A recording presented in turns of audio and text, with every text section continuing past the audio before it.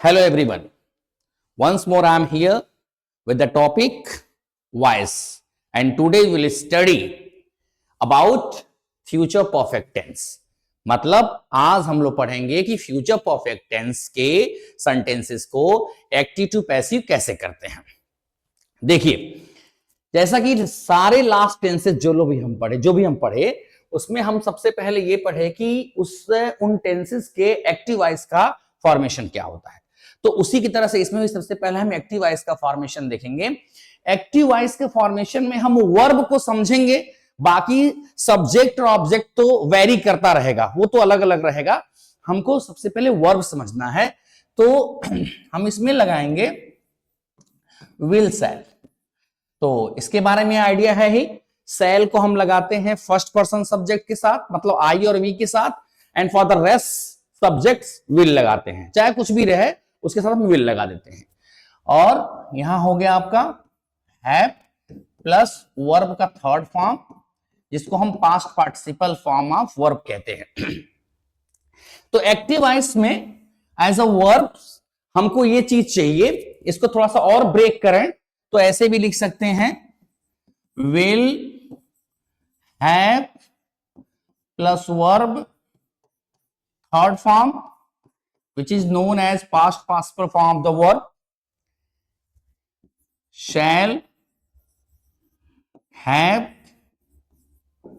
verb third form जिसको हम past participle form of the verb बोलते हैं। तो यह हमारा एक्टिव का वर्ब है, किसके लिए? फ्यूचर परफेक्ट टेंस के लिए। अब पैसिव वॉइस में क्या करते हैं भाई, कुछ खास तो नहीं है, बस थोड़ी सी चेंजिंग होगी पैसिव वॉइस में, लेकिन होगी। तो पैसिव वॉइस में क्या लगेगा भाई? विल, शैल, अब हैव लग गया, और हैव के तुरंत बाद हम बीन लगाएंगे और तब लगाएंगे वर्ब का थर्ड फॉर्म, जिसको हम बोलते हैं past participle form of the verb. तो ये वर्ब की बात हो रही। अब चाहे तो इसको भी आप ब्रेक कर दीजिए, मतलब will have been plus verb third form which is known as past participle form of the verb, shall have been plus verb third form which is known as past participle form of the verb. तो future perfect tense का active voice का जो verb होता है वो आपके सामने पड़ा है, पैसिव वॉइस का वर्ब क्या होता है वो भी आपके सामने पड़ा है। अब हम जब सेंटेंस देखेंगे तो इस फॉर्मेशन को देख के आइडिया लग जाएगा कि यह फ्यूचर परफेक्ट टेंस का एक्टिव वॉइस है, फ्यूचर परफेक्ट टेंस का। अब उसको हमको पैसिव बदलते समय क्या हमको वर्ब्स लगाने हैं, इसको दिमाग में रख के हम बना लेंगे आराम से। चलिए आगे देखते हैं। तो किसी भी टेंस में कितने सेंटेंसेस होते हैं? There are 4 sentences. ये हमेशा माइंड में होना चाहिए। One tense has 4 sentences. और पहला आपका होता है अफर्मेटिव। तो पहले अफर्मेटिव से ही पढ़ लेते हैं। Affirmative sentence, affirmative sentence. अब देखिए अफर्मेटिव सेंटेंस में अगर हमने एक्टिव वॉइस में एक सेंटेंस लिखा यहां, सी विल हैव टॉट अस। देखिए भाई, सी विल हैव टॉट अस, यह सेंटेंस है। अब इसको पैसिव में चेंज करेंगे भाई तो क्या हो जाएगा? पैसिव वॉइस में चेंज करेंगे तो क्या होगा? पैसिव वॉइस में चेंज करेंगे तो इसके लिए आपको वही फार्मूला जो पहले से हम लोगों को बताया गया है, यहां पे ऑब्जेक्ट पहले लिखेंगे, उसका हम यहां पे नॉमिनेटिव केस लिखेंगे, और हमारा पैसिव वॉइस के लिए हेल्पिंग वर्ब हमने पहले ही डिसाइड कर दिया है, बता दिया है,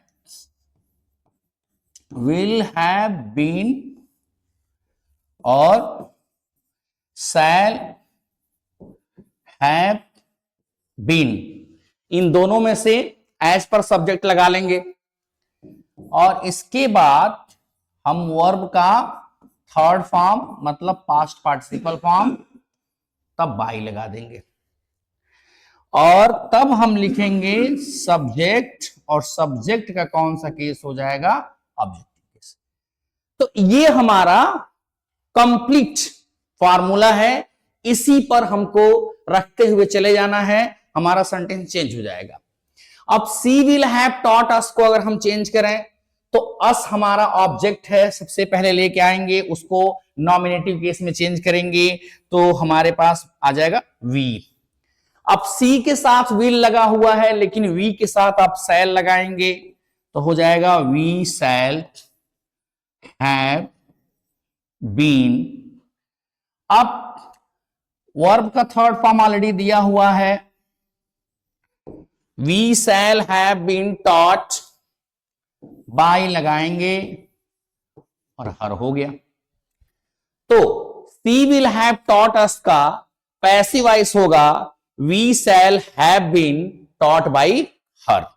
एक एग्जांपल और देख लीजिए आप,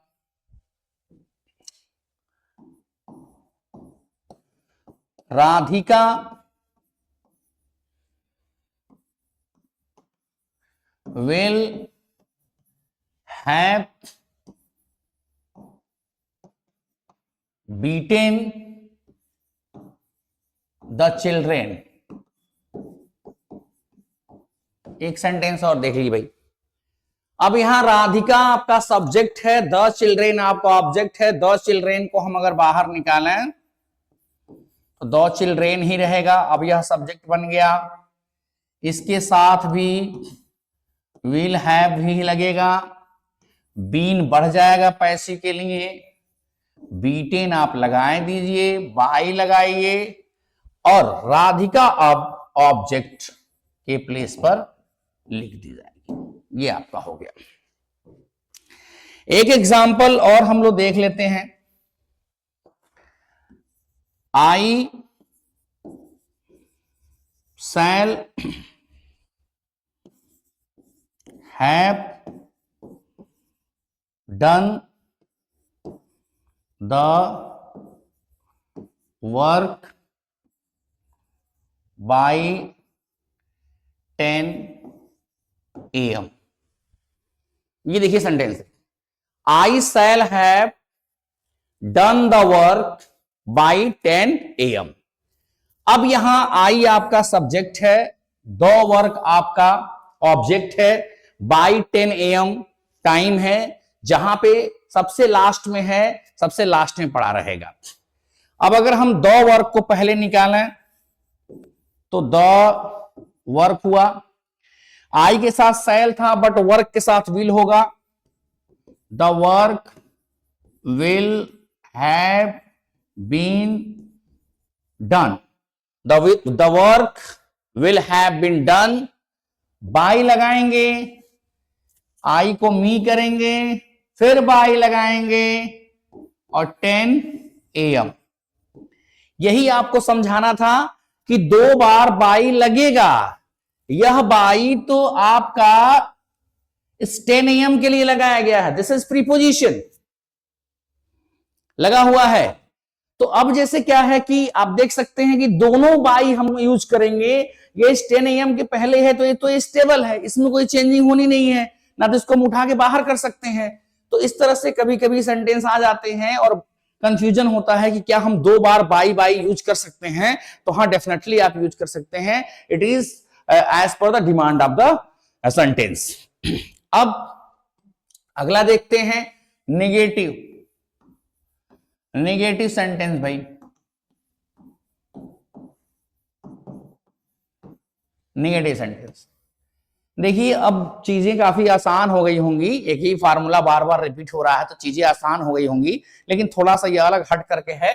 अब निगेटिव सेंटेंस में अब देखिए हमारे पास एक्टिव वॉइस में विल हैव है, तो हम इसमें क्या करेंगे, नॉट लगाएंगे, विल नॉट हैव बीन और हो जाएगा शैल शैल नॉट हैव बीन, ये आपका हो गया। तो चेंज हमको हेल्पिंग वर्ब में ही करना है, बाकी जगह तो चेंज करना नहीं है। अब नॉट को हम कहां प्लेस करेंगे ये देख लिया हमने, विल के तुरंत बाद नॉट का प्लेसमेंट, शैल के तुरंत बाद नॉट का प्लेसमेंट। अब सेंटेंस देखते हैं, अगर she will not have taught us, she will not have taught us। अब इसको हमको बनाना है, तो फिर वही बात, us को हम यहां लाएंगे, we होगा, और we के साथ हम लगाएंगे shall, not लगेगा यहां, we shall not have, अब been बढ़ जाएगा, we shall not have been, ये आपका ऑलरेडी थर्ड फॉर्म में है, टॉट, बाई लगाएंगे, सी का ऑब्जेक्टिव केस क्या हो जाएगा, और हो जाएगा, सेंटेंस आपका बन गया। एक और एग्जांपल देखें, I shall not have written a letter. ये देखिए, I shall not have written a letter, object क्या है आपका, अ लेटर, अ लेटर, अब क्या हो जाएगा, will not have been, a letter will not have been, written already आपका थर्ड फॉर्म है, पास्ट पार्टिसिपल फॉर्म है, रिटेन, बाई लगाएंगे, आई का ऑब्जेक्टिव केस आपका मी हो जाएगा। तो इस तरह से आप निगेटिव सेंटेंस को बड़े आराम से कर सकते हैं। बस हमको ध्यान यह देना है कि हम नॉट को कहां प्लेस करेंगे। तो नॉट को प्लेस करने के लिए आपको शुरू में ही बता दिया गया है, विल नॉट हैव बीन हो जाएगा, शैल नॉट हैव बीन हो जाएगा, बाकी कुछ नहीं चेंज करना है, जैसे अफर्मेटिव में चल रहा था वैसे चलता रहेगा। अब अगर हम इंट्रोगेटिव की बात करें, अगर हम इंट्रोगेटिव सेंटेंस की बात करें, interrogative sentence, so it is well known to you that mainly there are two kinds of interrogative sentences. First, yes no interrogative sentence, second WH interrogative sentence or WH question. So first of all we'll start yes no interrogative sentence. अब yes no interrogative sentence क्या होता है, it has already been explained to you that yes no interrogative sentence always begins with helping verb in English and in Hindi it begins with क्या। भाई देख लो, एक चीज तो आपको जानना जरूरी है कि इंग्लिश में क्या होता है और हिंदी में क्या होता है। भाई इंग्लिश में yes no question helping verb से शुरू होता है, लेकिन अगर उसी को हमको हिंदी में ट्रांसलेट करना हो तो वह हेल्पिंग वर्ब क्या मीनिंग बनाएगा, वह बनाएगा क्या। तो yes no interrogative sentence Hindi में क्या से शुरू होता है और इंग्लिश में हेल्पिंग वर्ब से शुरू होता है। तो अब इसके लिए हम क्या करेंगे भाई, हम पूरा एक फॉर्मेशन ही बना लेते हैं। हम सबसे पहले यस नो के लिए काम करेंगे, यस नो क्वेश्चन के लिए यस नो क्वेश्चन कहो भाई या कहो यस नो इंट्रोगेटिव सेंटेंस, बात बराबर है। यस नो क्वेश्चन या यस नो इंट्रोगेटिव सेंटेंस बात बराबर है, कोई दिक्कत नहीं है। तो इसके लिए हम जब फॉर्मूला बनाएंगे तो वही चीज विल शैल पहले लगेगा, ऑब्जेक्ट का नॉमिनेटिव केस इसके बाद लगेगा और इसके बाद have been plus past participle form of the verb,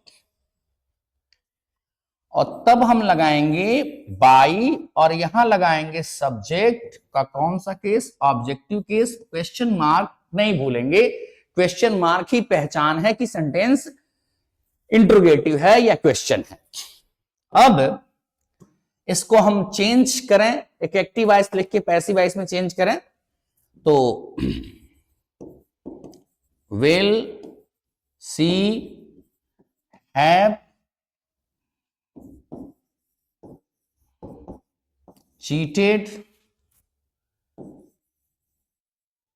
you, will see have cheated you, यह एक्टिव वॉइस में है, यह आपका एक्टिव वॉइस में है। अब इसको पैसिव वॉइस में चेंज करें, यू यहां आएगा तो यू ही बनेगा और यू के हिसाब से भी हम विल ही लगाएंगे, सो विल यू। अब इसके हिसाब से क्या हो गया, विल हो गया भाई, ये लिख दिया गया। अब क्या लिखना, have been, will you have been cheated, already third form past participle form में है, so will you have been cheated by, she का ऑब्जेक्टिव केस क्या हो जाएगा आपका, हर हो जाएगा, so will you have been cheated by her हो जाएगा। एक एग्जांपल और देख लीजिए, शैल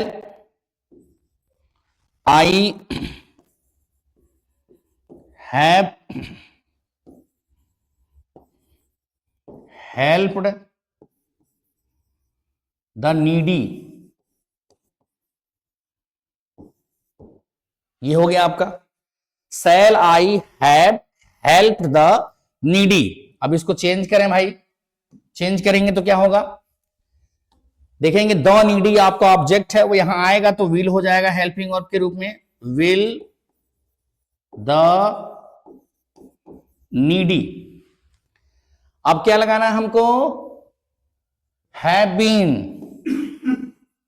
have been, will the needy have been, help जो आपका वर्ब है ऑलरेडी थर्ड फॉर्म में है, मतलब पास्ट पार्टिसिपल फॉर्म में है, हेल्प्ड बाई, और आई का जो ऑब्जेक्ट होगा वो मी हो जाएगा, तो हो गया will the needy have been help by me. यह किसका पैसिव वॉइस है, shall I have help the needy. अब अगला आपका है WH, WH question,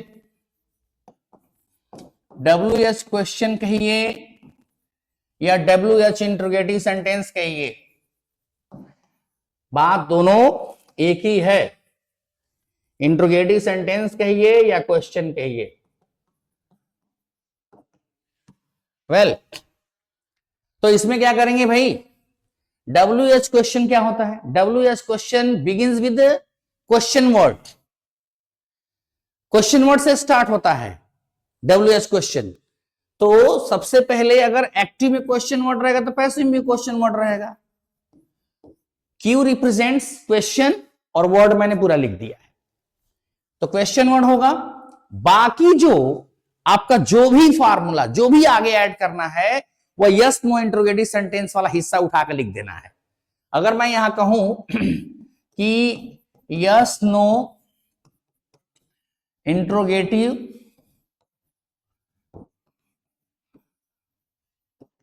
sentence rule, तो कोई खराबी नहीं होगी, लेकिन थोड़ा सा हो सकता है आपको समझने में कंफ्यूजन आ जाए कि भाई देखो यस नो क्वेश्चन का ही सब कुछ फार्मूला रहता है, बस क्वेश्चन वर्ड एक एक्स्ट्रा पहले लगा दिया जाता है, तो वही आपका बन जाता है WH क्वेश्चन या WH इंट्रोगेटिव सेंटेंस।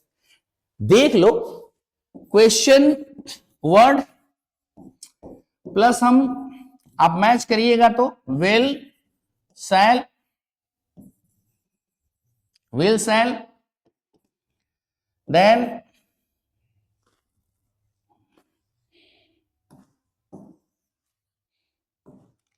ऑब्जेक्ट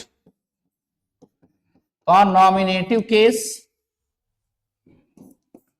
तब हम लगा देंगे हैव बीन प्लस आपका past participle form of the verb, by लगाएंगे, सब्जेक्ट का ऑब्जेक्टिव केस क्वेश्चन मार्क जरूर लगाएंगे। तो कुछ एक्स्ट्रा नहीं हुआ है, क्वेश्चन वर्ड बस ऐड हुआ है, बाकी तो विल के बाद जो आपका फार्मूला है, जो भी आपका फॉर्मेशन मेंशन किया गया है वो यस नो क्वेश्चन का ही है। तो एक चीज आप कह सकते हैं कि WH क्वेश्चन जो होता है उसमें कुछ एक्स्ट्रा नहीं करना है, जो यस नो क्वेश्चन होता है सब उसी का रहता है, बस शुरू में हेल्पिंग वर्ब के ठीक पहले हमें क्वेश्चन वर्ड लगा देना है। अब एग्जांपल देख लें, why will you have abused them, एक सेंटेंस है, why will you have abused them। अब अगर पैसिव में चेंज करेंगे तो why ही रहेगा भाई, because it has already been explained to you। if active voice begins with a helping verb, passive voice will also begin with a helping verb। if active voice begins with a question word, passive voice will also begin with a question word. दोनों में कुछ अंतर नहीं होता है, बस एक ही है, वर्ब का अंतर पड़ जाता है और सब्जेक्ट को ऑब्जेक्ट के प्लेस पे और ऑब्जेक्ट को सब्जेक्ट के प्लेस पे कर लेते हैं। तो वाई तो यहां भी रहेगा पैसिव वॉइस में भी। अब देम आपका, देम आप है, ऑब्जेक्ट है, वो आपका सब्जेक्ट बनेगा तो दे होगा, उसके हिसाब से भी यहां विल ही होगा। Why will they have been abused by, और you का ऑब्जेक्टिव केस भी आपका you होता है, तो हो जाएगा why will they have been abused by you। अगला सेंटेंस एक एग्जांपल और बनता है, when shall I have taught them English। थोड़ा इसमें हमने कुछ चेंज किया है, इसमें हम दो ऑब्जेक्ट पाएंगे। Them is also object, English is also object. Them is indirect object, English is DO direct object. अब इसको अगर हमको चेंज करना है तो कैसे करेंगे भाई? व्हेन अगर हमारा एक्टिव में है तो पैसिव भी व्हेन होगा। यहां आई आपका सब्जेक्ट है, यहां आपका देम आपका ऑब्जेक्ट है, इंग्लिश आपका ऑब्जेक्ट है। भाई देम और इंग्लिश दोनों में से कोई भी फर्स्ट पर्सन सब्जेक्ट नहीं है, तो दोनों के साथ विल ही लगना है। तो हम पहले देम लगा के देखते हैं, तो देम आएगा तो दे बनेगा, तो उसके हिसाब से क्या हो गया? Will they. When will they have been, when will they have been taught English by me? Question mark. When will they have been taught English by me? भाई चलिए इसको अलग तरीके से भी देख लेते हैं। अगर हम इंग्लिश को बाहर निकालें, When will, इंग्लिश आ गया भाई, अब यहां पे have been, when will English have been taught। अब मैंने बताया था पहले ही कि भाई पहले अगर आप डायरेक्ट ऑब्जेक्ट निकालेंगे तो पेनाल्टी देना पड़ेगा, फिर से पेनाल्टी लग गया 2। When will English have been taught to them by, आई का आपका जो लगेगा वो हो जाएगा me। सो हो गया when will English have been taught to them by me। तो दोनों सेंटेंस आपका सही है, कहीं से आपको कंफ्यूज होने की जरूरत नहीं है, दोनों सेंटेंस सही है। आपकी मर्जी, मर्जी आपकी है, you are free to adopt any rule, either rule, आप दोनों में से किसी एक को ले सकते हैं, कोई इश्यू इसमें नहीं है। अब अगला आपका है interrogative negative sentence.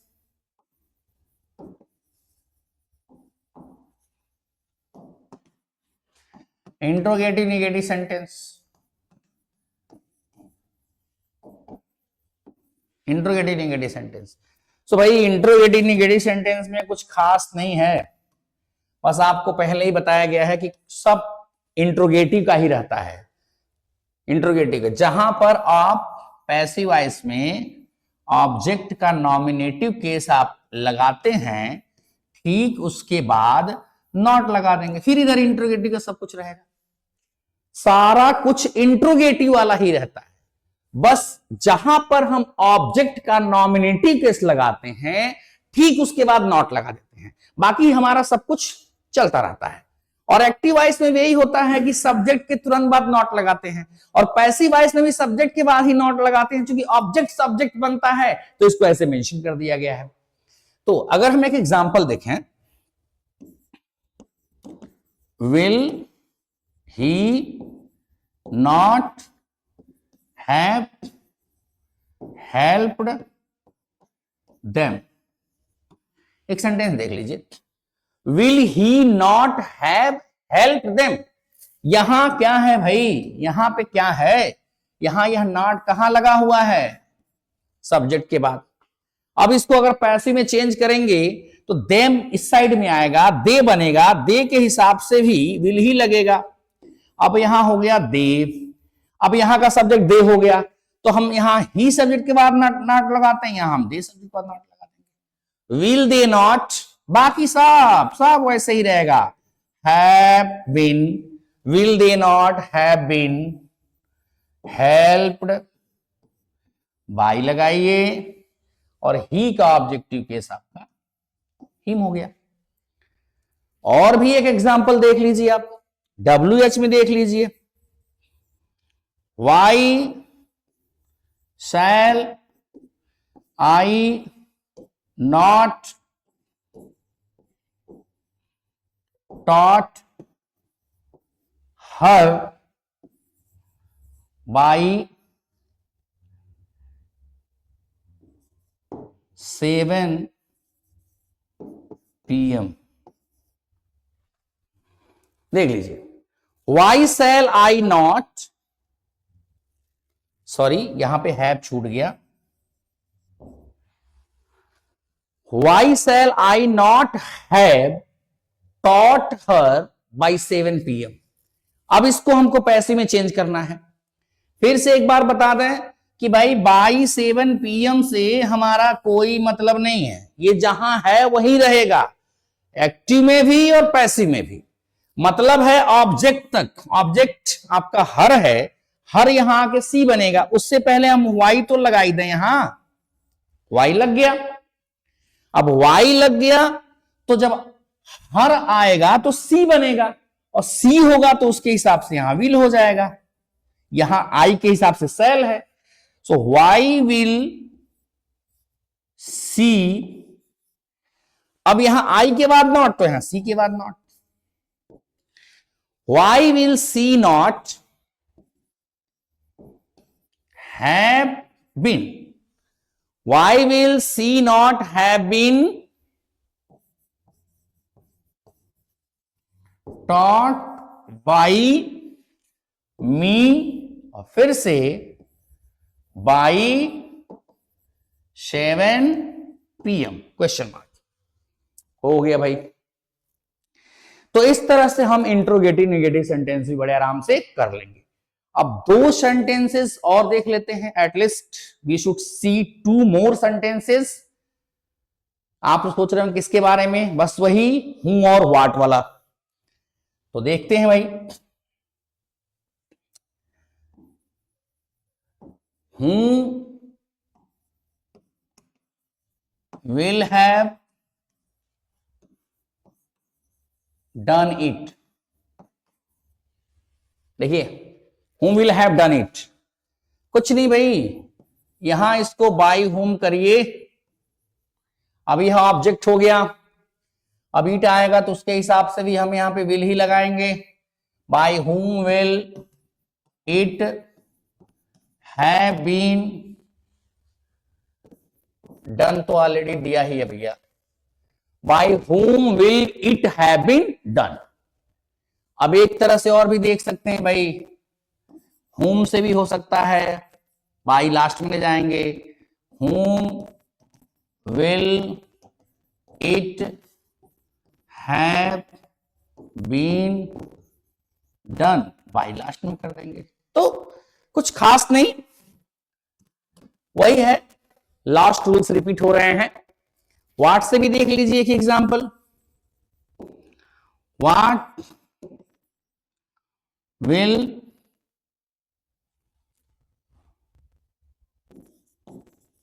C have done. देखिए इसमें व्हाट आपका object, what will see have done, वह क्या कर चुकी होगी, what will see have done. अब चूंकि यहां हूं आपका सब्जेक्ट है तो डायरेक्ट इसको लिख दिया गया है, who will have done it. चूंकि यहां आपका व्हाट ऑब्जेक्ट है, so what will see have done it. अब जब इसको पैसिव में चेंज करेंगे तो ये व्हाट जो ऑब्जेक्ट है वो आपका बन जाएगा सब्जेक्ट, और तब भी व्हाट ही रहेगा। अब कंटिन्यू लिखेंगे, what will have been what will have been done by she, यहां सब्जेक्ट है, अब यहां हो जाएगा ऑब्जेक्ट, क्वेश्चन मार्क लगा देंगे। तो इस तरह से आप देख सकते हैं कि हूं और व्हाट के सेंटेंसेस भी फ्यूचर परफेक्ट टेंस के बन जाते हैं। सो अब हम लोग फ्यूचर परफेक्ट टेंस भी कंप्लीट कर लिए। फ्यूचर परफेक्ट कॉन्टिन्यूअस टेंस का पैसिव वॉइस ग्रामेटिकल रूल के हिसाब से नहीं बनता है। अब जो अगला हमारा पैसिव वॉइस होगा वह होगा इंपरेटिव सेंटेंस का। इंपरेटिव सेंटेंस का पैसिव वॉइस बहुत ही इंटरेस्टेड है, इसको एक एक सेंटेंस आपको इंटरेस्ट से भर देगा। तो इसके लिए आप लोग अगले वीडियो का वेट करिए, तब तक इस वीडियो को देखिए, इसमें जो आपको कमियां दिख रही हो उसका कमेंट कीजिए और इससे सीखिए। बाकी नेक्स्ट वीडियो में फिर से मिलते हैं, तब तक थैंक यू सो मच।